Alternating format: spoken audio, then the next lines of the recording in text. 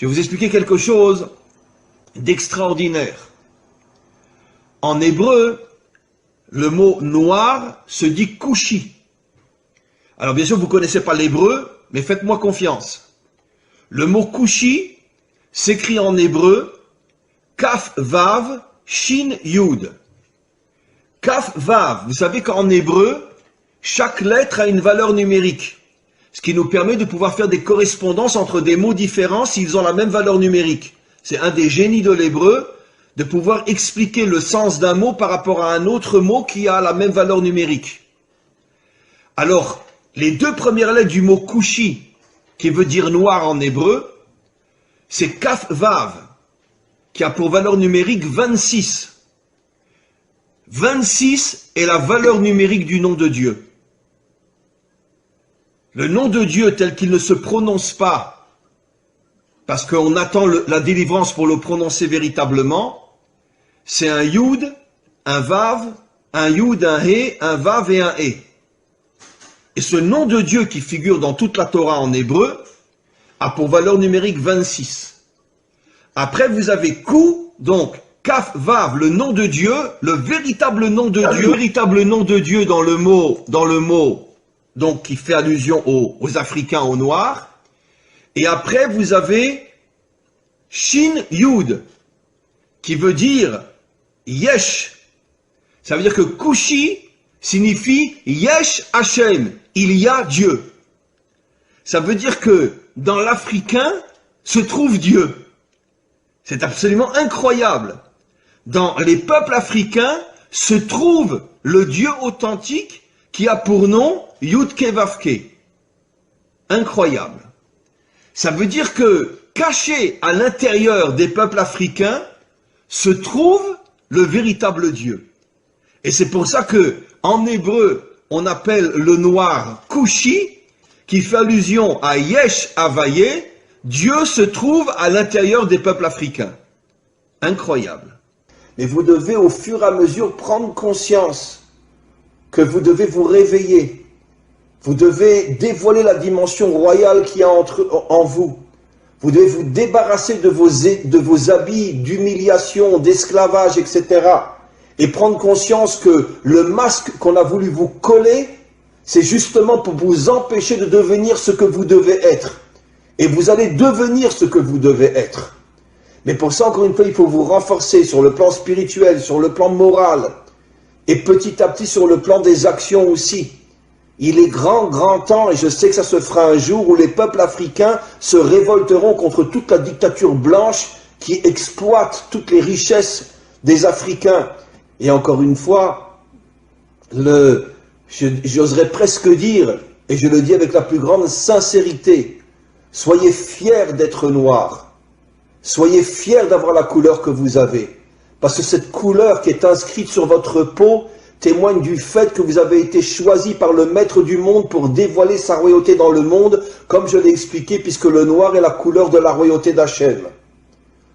Donc, arrêtez d'être meurtris ou d'être humiliés par tous ces racistes qui vous considèrent comme je ne sais quoi, comme ils considèrent les juifs d'ailleurs, et dites-vous, c'est le contraire. C'est justement parce que je suis un roi que tu veux faire de moi un esclave.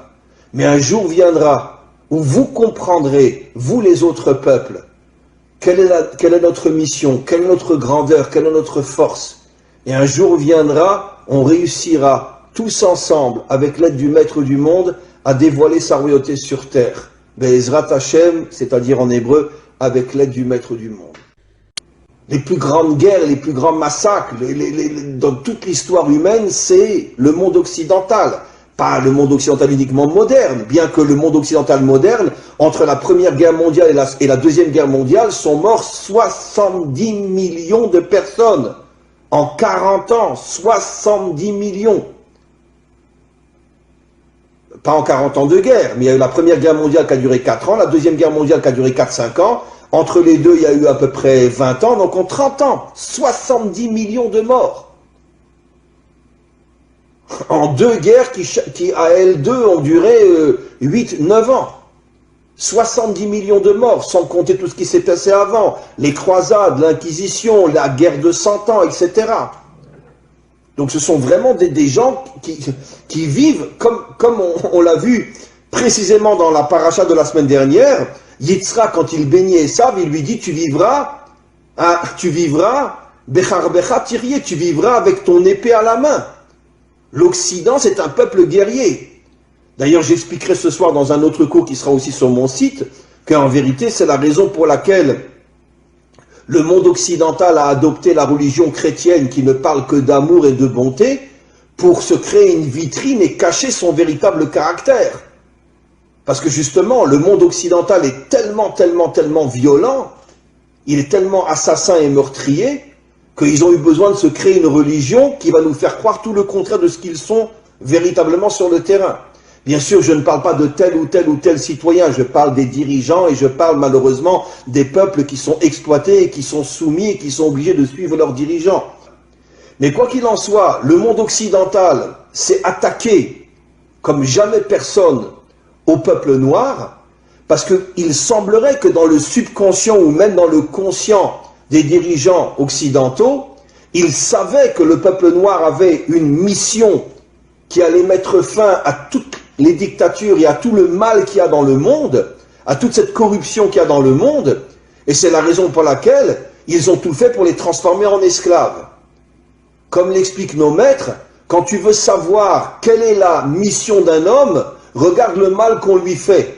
Si un homme est transformé en esclave, ça veut dire qu'il a une nature de roi. Et pourquoi on le transforme en esclave? Pour l'éloigner au maximum de sa mission d'être un roi, ou de dévoiler la royauté d'Hachem. Maintenant, figurez-vous, mes amis, que depuis des millénaires, nos maîtres nous expliquent que chaque attribut divin, chaque sphira, en hébreu sphira, en français attribut divin, c'est-à-dire une qualité divine, là on parle de la malchoute, chaque qualité a une couleur. Et figurez-vous, quelle est la couleur de la malchoute? Noir. La couleur de la malchoute, c'est le noir. C'est absolument incroyable. La couleur qui définit la malchoute, la royauté, c'est-à-dire le dévoilement de la royauté d'Hachem dans ce monde, c'est le noir. Vous comprenez, mes amis, quel est le lien entre la mission d'Israël et les peuples africains? Comment se fait-il que les peuples africains sont noirs? Comment se fait-il que la première épouse de Moshe était une africaine? Que la préférée de toutes les épouses du roi Salomon était une africaine? Comment se fait-il qu'Israël a reçu pour mission de dévoiler la royauté d'Hachem dans ce monde et qu'il y a sur terre la couleur noire? Et nos maîtres affirment depuis des millénaires que la couleur noire est l'emblème de la royauté d'Hachem. Eh bien, mes amis, vous comprenez quelque chose d'absolument incroyable. Que les peuples noirs, eux aussi, comme Israël, sont en première ligne du dévoilement futur d'Hachem en tant que dirigeant de ce monde. Mi chamocha ba'elim Hachem, qui est aussi grand que toi, Dieu du monde? C'est lui qui a dit ce verset-là. C'est-à-dire, c'est lui qui a reconnu la grandeur de Dieu. Et nos maîtres nous disent que cela fait allusion à la délivrance finale, où toutes les nations reviendront vers Dieu et diront « Qui est puissant comme toi, maître du monde ?» Mais moi, ce que je rajoute, c'est qui a dit ça? Qui est le modèle de la délivrance finale au niveau des nations? C'est Pharaon.